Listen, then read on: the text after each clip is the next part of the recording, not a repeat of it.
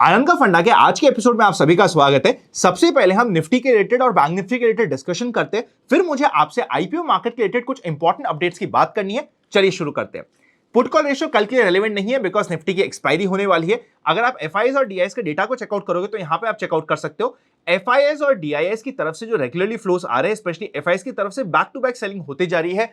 देखिए, एफआईएस की सेलिंग का मेन कारण है दो। सबसे पहले इलेक्शन सामने है, इलेक्शन का रिस्क को लेने से पहले अपना थोड़ी सी पोजीशंस न्यूट्रल करना चाहते हैं। पर जितने एफआईएस शॉर्ट हो गए हैं, अगर मार्केट में अब ब्रेकआउट आता है, ध्यान रखिएगा, स्पेशली पोजिशनल और अगर आप स्विंग ट्रेडिंग करते हैं उस पर्सपेक्टिव में ब्रेकआउट बड़ा हो सकता है। इंट्राडे का पर्सपेक्टिव क्या है वो मैं बाद में डिस्कस करूंगा, और काफी ट्रैप होने की पॉसिबिलिटी है। पर एक चीज समझिएगा, जितना एफआईएस शॉर्ट है इवेंट से पहले उतना हमारे लिए अच्छा है, बिकॉज इवेंट में फेवरेबल सिचुएशन हुई तो एफआईएस उतना ही भर भर के आएगा पैसा लगाने। और ये स्टेटमेंट मेरा ध्यान रखिएगा, बाद में एफआईएस भर भर के पैसा लगाने आएगा। मैं आपको रिवाइंड करके ये स्टेटमेंट में आने वाले समय में दिखाने वाला हूं, और बहुत ऐसा नहीं कि एक साल बाद दिखाऊंगा, आने वाले कुछ दिनों कुछ हफ्तों में ही आपको दिखा दूंगा। DIIs back to back buying कर रहा है बिकॉज डोमेस्टिक इंस्टीट्यूशंस के फ्लोज काफी हाई है। It's absolutely okay. ऑप्शंस के डेटा की बात करें तो निफ्टी में आप चेकआउट करिएगा, निफ्टी में मेजर रेजिस्टेंस बना हुआ है 22,500 का, जिसके ऊपर जाना कल के दिन एक्सपायरी में लॉजिकल नहीं लग रहा। इंपॉर्टेंट लड़ाई चल रही है हमारी 22,200 के आसपास, और मेजर सपोर्ट मिल रहा है 22,000 पे। तो ऑप्शंस के डेटा में हमें ज्यादा इंडिकेशन नहीं मिल रहा बिकॉज रेंज इंट्राडे के लिए काफी बड़ी हो रही है। पर ठीक है, मैंने एक बार आपको ऑप्शंस का डेटा रिव्यू करा दिया। अब ना हम एनालिसिस करते हैं बैंक निफ्टी और निफ्टी को, और आप समझोगे मैं क्यों कह रहा हूं ट्रैप है। देखिएगा, सबसे पहले बैंक निफ्टी की बात करते हैं। बैंक निफ्टी नीचे जा रहा था, एक बार पुल बैक आया, पुल बैक के बाद वापस से ये इनिशियल डायरेक्शन में जा रहा है, ये सिर्फ रिट्रेस कर रहा है अपने इस डायरेक्शन को, अभी कंफर्मेशन नहीं है। पर क्योंकि हमारा पुराना बड़ा ट्रेंड नेगेटिव का था, आपको थोड़ा अभी यहां पे कॉशियस रहना चाहिए।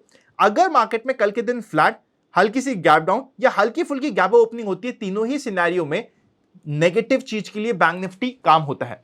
बैंक निफ्टी का पॉजिटिव काम तभी होगा जब ये 47,950 की रेंज को क्रॉस करके ऊपर जाएगा, तभी हम पॉजिटिव की बात करेंगे। वरना हर एक सिनेरियो में एक बार अगर ये प्राइस एक्शन टूटता है, 47,500 550 टूटता है, तो एक बार राउंड फिगर 47 के ऊपर यानी कि रफली 47,100 के आसपास के सपोर्ट के लिए यहां पे रिवर्सल इंपॉर्टेंट हो जाता है। पॉजिटिव काम यहां पे एक बार सोच समझ के करना होता है।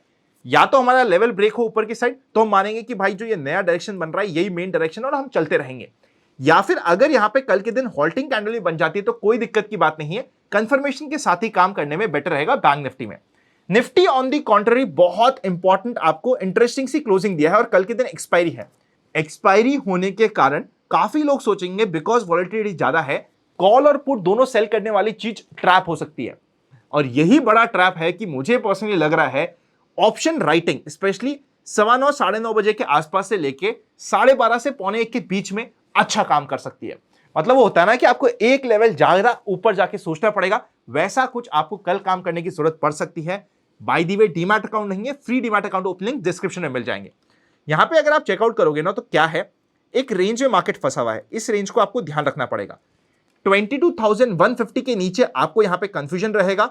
22,250 के ऊपर एक बार मार्केट में मोमेंटम की चाल होगी। मोमेंटम का मैक्सिमम रेंज एक बार आप 22,400 तक का ही रखोगे, बिकॉज यहां पे आपको वापस से अच्छी कॉल राइटिंग हो रखी है और यहां पे फंसने के चांसेस होते हैं, और यहां से रिवर्सल के चांसेस मिलेंगे। पर बैंक निफ्टी में माइंडसेट थोड़ा सा नेगेटिव है, पर निफ्टी में आपको रेंज के ऊपर काम करना पड़ेगा। ऐसा भी हो सकता है कि एक बार किसी भी एक साइड जाके आपको फ्रेक रेंज का ब्रेकआउट मिले, यहां पे आपका स्टॉप लॉस खाए और फिर आपको बड़े टारगेट्स दे, तो उसके लिए आपको रेडी रहना चाहिए। इसलिए मैं कह रहा हूं कि फर्स्ट हाफ में हो सकता है कि थोड़ा सा ड्रामा करने की कोशिश हो, एक साइड के लोगों को ट्रैप किया जाए, उनको और उकसाया जाए कि चल तुम अपनी पोजीशन बढ़ाते जाओ, और फिर एक डायरेक्शन का आपको एक डायरेक्शन मूव मिले, स्पेशली सेकंड हाफ में। तो फर्स्ट हाफ ऑप्शन राइटिंग का शायद काम हो सकता है। रेंज पे हमें फिर भी एक बार ध्यान रखना पड़ेगा, रेंज के थ्रू हम जिस रेंज में जिस साइड में जाएगा हम उस साइड का एक बार अटेम्प्ट करेंगे, ऑल्दो क्वांटिटी कम रहेगी। सेकेंड हाफ में अगर किसी भी साइड से रिवर्सल या फिर प्राइस एक्शन के साथ, सपोज करते हैं यहां पे जाने के बाद एक बार ऐसे बन के एक बार ये रेंज तोड़ता है, तो अच्छी क्वांटिटी के साथ भी यहां पे डायरेक्शनल मूव सेकेंड हाफ में मिलने की पॉसिबिलिटी रहती है, जो हमारे लिए मेजर मौका हो जाता है। आई होप आप इसको इंपॉर्टेंट समझ चुके हो। विक्स को अगर आप चेकआउट करोगे डेली कैंडलस्टिक पे, तो विक्स अपना बढ़िया 20 के ऊपर निकल चुका है, 17 के ऊपर मेंटेन कर रहा है। ऑप्शन राइटिंग अगर आप इसी महीने में खत्म करने की सोच रहे हो, तो हां आपके लिए ऑप्शन रहेगा, अच्छी पॉसिबिलिटी रहेगी। पर अगर आप अगले महीने की अभी से कर रहे हो, तो इवेंट रिस्क मत लो, स्पेशली अगर आप नए ऑप्शन ट्रेडर होते हैं ना, तो नए ऑप्शन ट्रेडर को प्रीमियम ज्यादा मिलता है, तो रिजल्ट के बाद के ऑप्शंस में भी काम करने की कोशिश करते हैं, थोड़ा सोच समझ के काम करेगा, वरना कई बार फंस जाते हैं, ट्रैप हो जाते हैं। अब मुझे आईपीओ इन्वेस्टर से बात करनी है, तो आईपीओ इन्वेस्टर्स की बात कर लेता हूं। एसएमई आईपीओ बिंदास लिस्ट हो रहे हैं, बहुत अच्छा काम हो रहा है, जब तक फ्लो चल रहा है मोमेंटम चलता रहेगा। एसएमई आईपीओ में या तो मुझे रिटेल एप्लीकेशन लगानी होती है जो 2 लाख के नीचे नीचे की होती है, उसके ऊपर सारी एचएनआई होती है। तो अगर मैं एचएनआई एप्लीकेशन लगा रहा हूं, मल्टीपल नाम की जगह बेटर होता है सारा पैसा एक ही नाम पे इकट्ठा करके लगाऊं, क्योंकि जितना ज्यादा अप्लाई करूंगा एचएनआई में उतना ही पॉसिबिलिटी ज्यादा होती है एसएमई आईपीओ में अलॉटमेंट की। एसएमई और मेन बोर्ड आईपीओ दोनों डिफरेंट तरीके से काम करते हैं। आई होप आप इस पॉइंट को समझ रहे हो, अप्रिशिएट कर रहे हो। मेन बोर्ड आईपीओ में इंडिजिनी आईपीओ की लिस्टिंग थोड़ी सी एक्सपेक्टेशन से नीचे हुई थी, पर बाकी माहौल ठीक है। इस हफ्ते का जो आईपीओ है वो थोड़ा सा रिस्की टाइप का लग रहा है, इसलिए मैं पर्सनली क्या करने वाला हूं, आपका ओपिनियन आप कमेंट करके मुझे जरूर बताइएगा। मैं पर्सनली थोड़ा सा सोच समझ के काम करूंगा। अगर मुझे फाइनल डे पे बहुत अच्छा सब्सक्रिप्शन मिला तभी रिस्क लेने की बात करूंगा, वरना शायद मैं छोड़ भी सकता हूं। आपका क्या ओपिनियन बन रहा है इस वीक के आईपीओ के बारे में, कमेंट करके बता दीजिएगा। Happy learning and I will see you very soon. एक इंपॉर्टेंट वीडियो स्क्रीन पर आ रहा है, चेकआउट करके जाइएगा।